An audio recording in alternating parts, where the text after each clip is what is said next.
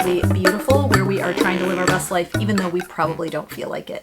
Today, we are going to do some planning. It's a plan with me. I've not done many of these, but I really love planning, and I just wanted to share that with you today and kind of go through the process of how I set up my week. And so we're going to do that together. And if this is something that you enjoy, comment down below and let me know if you'd like to see me do more of these. If you want to see me do a whole planner walkthrough, meal planning, all kinds of stuff, because I am a planner girl. It says so right here, see? And I would love to share that part of my life with you, something I don't do all that often. So if that sounds like something you're interested in, stick around, and don't forget to hit that subscribe button if you enjoy my content. Giving me a thumbs up if you like the video, or leaving a comment down below is one of the best things that you can do to support my channel. So let's dive right in. So right now I'm using this awesome printable that I got from Etsy, and I can link the shop down below. I don't remember the name of it now, but I'm really enjoying this one. It's a week at a glance, and it just kind of works for what I'm doing. I decided I really like using kind of a dashboard layout. Happy Planner started making one, so this is just me going in. I'm going to print it two-sided, and if you go into your printer settings, you can do this on pretty much any printer, but make sure that you do go to the layout little tab thing and make sure that you line it up for long edge binding. Otherwise, it'll be upside right on one side and upside down on the other.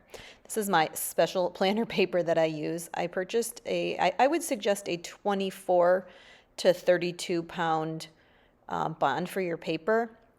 24 is plenty, 32 is like really fancy, and it just makes it very thick and slippery and makes it feel like a real planner and not just on like regular old Staples computer paper. And I enjoy that. And I did invest in one of these Happy Planner punches. If you're a disc-bound planner user, this is well worth the investment to pick one of these up. And you can usually find them on sale. Planner supplies always go on sale at Michael, Joann's, Hobby Lobby, everywhere. And I think it was like $30 or $40 regular price, and I got it for 50% off. So I'm just going in now and I'm pulling out my current month, which was October, and then I just pop that back with the other dividers. And then I'm just pulling out my new month, which is November, and I'm going to pop that right in here. I like to keep my current stuff all together. So my current month and then my week that I'm on. I'm just pulling out the old guts. I just recycle them. I do keep them around, though, when I am putting my new week in. So I'm not going to use the back of this, but I'm just opening it fresh. There we go. This is our week, and so I keep my old one around so I can go back and refer to my to-do list and make sure that I can fill in anything that I might have missed, because I don't often get all of my stuff done like most of us. And here I'm just kind of sitting and waiting. Sorry. I was going to use these little sticky things, and then I realized they weren't stickers, but there's all kinds of cute stuff on Shein. If you're not familiar with the website Shein, I know that you know that they sell clothes and things, but they also have like a whole bunch of stickers and really cute like little office supplies and planner supplies and things like that. So usually when I print these, I enlarge the size so that you don't see the writing at the top or the little corner marks. So I just scale it up so it doesn't cut anything off except for that. But I forgot to do that this time, and I'm just not having that. So we're going to throw some washi over top of that and just cover up those little words that are on there, because that's no fun at all. This particular washi I got at Dollar Tree. It is more like paper than masking tape, which is kind of what regular washi is like. So they always have a ton of different styles and colors and stuff. So always a great place, but it is not the same kind of stretchy flexibleness as regular washi. It's pretty thick, and it's more like paper. It's also kind of hard to write on. You can't write on it unless it's with a thick black Sharpie. But it's making my page look nice and covering up all this writing. Sometimes I do something. I used to go really in depth with my planner, but nowadays I just want it to look cute. I'm using this Happy Planner sticker pack that kind of has like a Happy Planner big layout on each page, like all the stickers for it. I'm just taking these little stickers and sticking them over top of the headings that are on this planner that I printed. I honestly don't need to know what to write under them because it's my planner. I know what my lists mean and what they're for, so I just take these and cover up the the headings that the creator of this printable made, because I know that I'm not going to use those headings. And they're just little nice reminders, get stuff done, girl boss, blah, blah, blah, all that crap that you always see. And then I'm taking the different little stickers, like these would normally go in the Happy Planner like boxes, but I don't use them that way. I like this sticker book because it's got like a whole 1-page layout. All the stickers match each other. They all go together. It's all on 1 page. I don't have to overthink it, and it takes me just like 5 minutes to jazz up my page and make it look cute, because that's all I'm trying to do here. I'm not trying to do a whole creative outlet. This is just something that I enjoy to jazz up my page. I don't need it to be something, that's going to change my life, because I'm going to recycle it next week. But I do like to look at a pretty planner layout for the week. So I'm just taking these guys and sticking them down in different places, and no rhyme or reason really, just whatever the spirit moves me to do. And this is a really comprehensive printable. It's got so many different places to write and do things that I won't necessarily use. So I'm going back to refer to my calendar. I want to make sure I got the right dates that I'm writing in here, because this is totally customizable. You can print it over and over and over again, which I really like. And then what I do is go back and look at my month and then just figure out what's happening this week. What am I doing? So the first thing I need to figure out is, what appointments do I have? What is solid in my schedule that cannot be moved, that I must leave my house to attend? So I'm just writing in my appointments that I have, my must attend different things. And then I'll work around that as I figure out what I want to squeeze into the rest of my week. So I use those boxes for all of that kind of stuff. And then everywhere else I just use for different notes. I do color code my planner.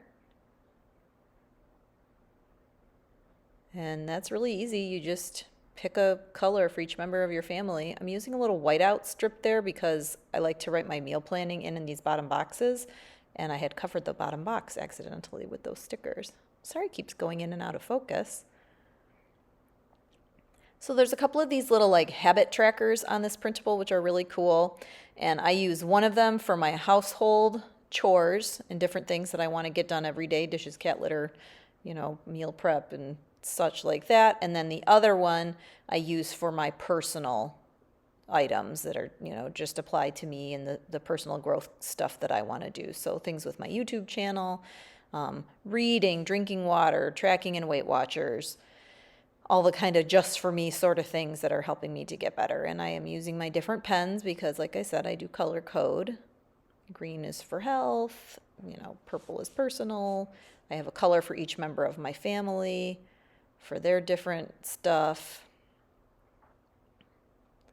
And I know I need to do these things each day, but it's just nice to have it written down. It helps to keep me accountable.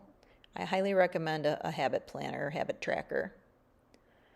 This little section here I use to try to keep track of the things that I want to do for my Etsy shop and the things I want to do for my YouTube channel, different stuff like that. Right now I've been working on some like holiday earrings that I want to put into my shop and some knit headband things for winter, stuff like that.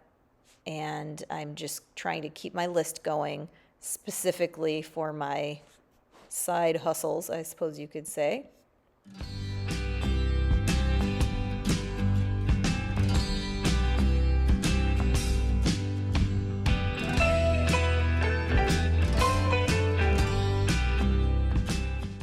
And then I like to use one of these long columns for my to-do list that is my home to-do list or personal stuff. And then I use the other column for my work to do. I do one little goal each week, nothing crazy, but just like a self-betterment sort of goal. And I do one for work and one for school. So I just like to write that in here. Just stuff, again, to kind of keep me accountable, help me to stay on track with the things that I really want to work on personally. This isn't a today list, or a to-do list per se, but just a reminder of something I want to work on this week.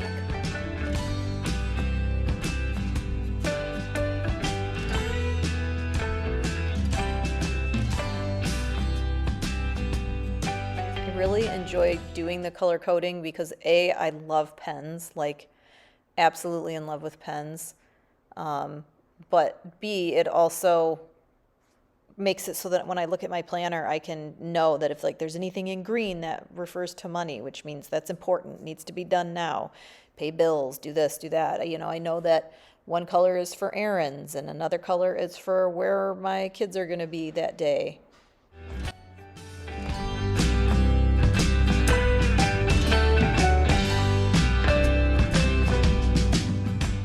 I also like to use some of this space. That's the cool thing about this particular planner or a dashboard style planner, that you're not kind of married to putting everything on a certain day.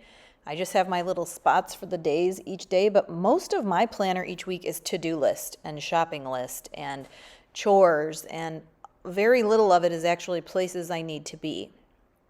And the way that my schedule is, I know that for me as a person, planning every hour what I'm going to do, like in an hourly planner, which I do use sometimes, but at this season for me, that doesn't work because I don't know if I'm going to be exhausted and sick when I come home.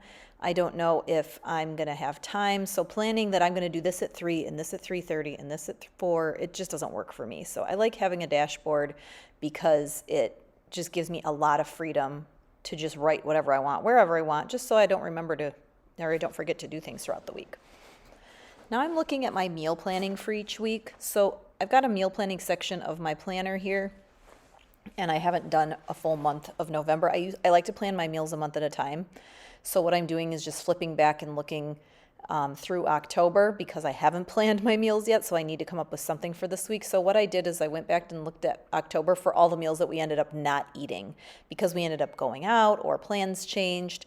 So I know I've got at least 4 or 5 of those that I can throw on for this week.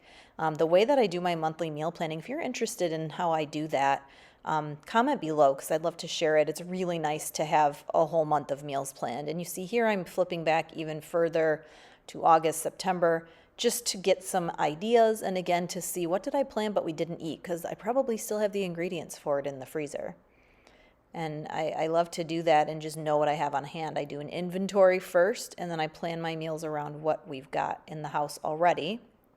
And as you can see here, I've got my grocery list going, and so I go through and write the meals that we're going to have, and then I add on, of course, the ingredients that we're going to need for that meal. But I really, really try hard to plan all of my meals based around what is already in our house.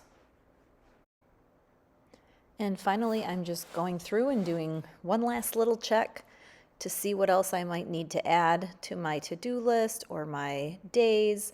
And I do have a few items that aren't appointments but do need to be done on certain days. Like it's time for the heartworm medicine for Bernie and things like that.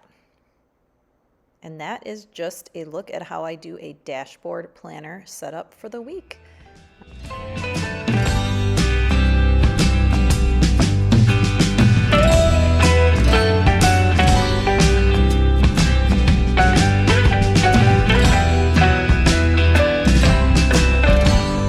Well, that is how I plan my week.